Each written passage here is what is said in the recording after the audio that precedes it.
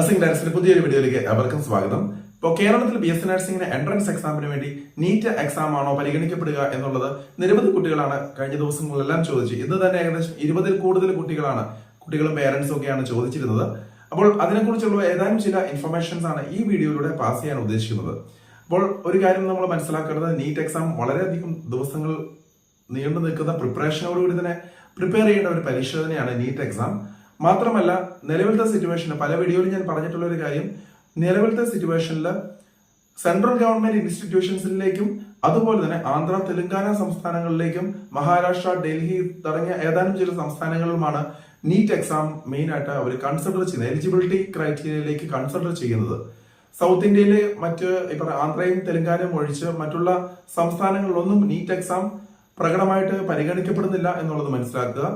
പ്രത്യേകിച്ച് കേരളത്തിൽ നമ്മൾ കഴിഞ്ഞ ദിവസങ്ങളൊക്കെ നിങ്ങൾ ന്യൂസ് പേപ്പറിൽ കൂടെയൊക്കെ കണ്ടത് മനസ്സിലാക്കിയതനുസരിച്ച് നിലവിൽ വേറൊരു സെപ്പറേറ്റ് ഒരു എൻട്രൻസ് എക്സാം ആയിരിക്കും അവർ വിഭാവനം ചെയ്യുക. അപ്പം അതുകൊണ്ട് തന്നെ നീറ്റ് എക്സാം കേരളത്തിൽ ഇല്ല, നീറ്റ് വേണ്ട എന്നുള്ളതാണ് ഇതിനകത്തൊരു കാര്യം മനസ്സിലാക്കേണ്ടത്. അപ്പൊ നിരവധി പേരൻസ് ആണ് നീറ്റിന് വേണ്ടി 1700 രൂപയോളം ആപ്ലിക്കേഷൻ ഫീസായിട്ട് നൽകി കേരളത്തിൽ കിട്ടും, കേരളത്തിലേക്ക് നീറ്റാണ് ആവശ്യം എന്നുള്ള രീതിയിൽ അഡ്മിഷൻ എടുക്കുക അല്ലെങ്കിൽ ആപ്ലിക്കേഷൻ ഒക്കെ ഫില്ല് ചെയ്യുകയൊക്കെ ചെയ്തിരുന്നത്. അപ്പോൾ ഒരിക്കൽ കൂടി ഞാൻ പറയട്ടെ, വളരെ 1-2 ദിവസം കൂടെ ഉള്ളൂ ഇനിയിപ്പോൾ നീറ്റ് എക്സാമിന് വേണ്ടി ആപ്ലിക്കേഷൻസ് കംപ്ലീറ്റ് ചെയ്യാനായിട്ട്. അപ്പോൾ അങ്ങനെ ഒരു സാഹചര്യത്തിൽ തീർച്ചയായിട്ടും നീറ്റിന്റെ ആനുകൂല്യം അല്ലെങ്കിൽ നീറ്റ് വേണം എന്നുള്ള ഒരു കാര്യം തീർച്ചയായിട്ടും കേരളത്തിൽ നിന്ന് പ്രതിപാദിക്കാൻ യാതൊരു സാധ്യതയുമില്ല എന്നുള്ളത് കൂടി നമ്മൾ മനസ്സിലാക്കുക. അത് മാത്രമല്ല, ഒരു എൻട്രൻസ് എക്സാം അനൗൺസ് ചെയ്ത് അത് പഠിക്കാനുള്ള സമയവും സാവകാശവും നൽകി മാത്രമായിരിക്കാം എപ്പോഴും ഒരു എൻട്രൻസ് എക്സാം വിഭാവനം ചെയ്യുകയുള്ളൂ.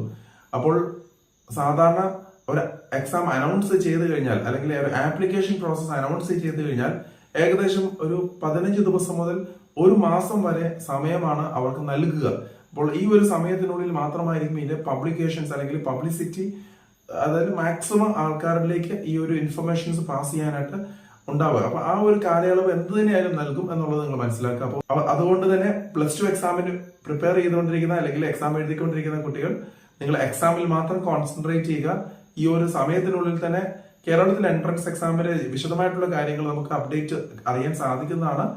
എക്സാം കഴിഞ്ഞ ഉടനെ തന്നെ നിങ്ങൾക്ക് തീർച്ചയായിട്ടും എക്സാമിന് വേണ്ടിയുള്ള പ്രിപ്പറേഷൻസ് ആരംഭിക്കാൻ സാധിക്കുന്നതാണ്. അപ്പോൾ അതിനെക്കുറിച്ചുള്ള വിശദമായിട്ടുള്ള ഡീറ്റെയിൽസ് കാര്യങ്ങളൊക്കെ നമുക്ക് വരുന്ന ദിവസങ്ങളിൽ അപ്ഡേറ്റ് ആയിട്ട് ഞാൻ ചെയ്യുന്നതായിരിക്കും. അപ്പോൾ ഒരിക്കൽ കൂടി പറയട്ടെ, കേരളത്തിൽ നീറ്റ് എക്സാം BSc നഴ്സിംഗിന് ആവശ്യമില്ല. അപ്പോൾ മാക്സിമം നിങ്ങളുടെ ഫ്രണ്ട്സിന്റെ കാര്യങ്ങളൊക്കെ ഷെയർ ചെയ്യാനായിട്ട് ശ്രദ്ധിക്കുക. കാരണം വെറുതെ ഇത്രയും ഫീസ് നമ്മൾ ആപ്ലിക്കേഷൻ ഫീസായിട്ട് നൽകേണ്ട ആവശ്യമില്ല. ഞാൻ പല വീഡിയോയിലും മുന്നേയും ഞാൻ പറഞ്ഞിട്ടുള്ളൊരു കാര്യമാണ്. അപ്പോൾ മറ്റൊരു അപ്ഡേറ്റുമായി ഉടൻ തന്നെ കാണാം. നന്ദി.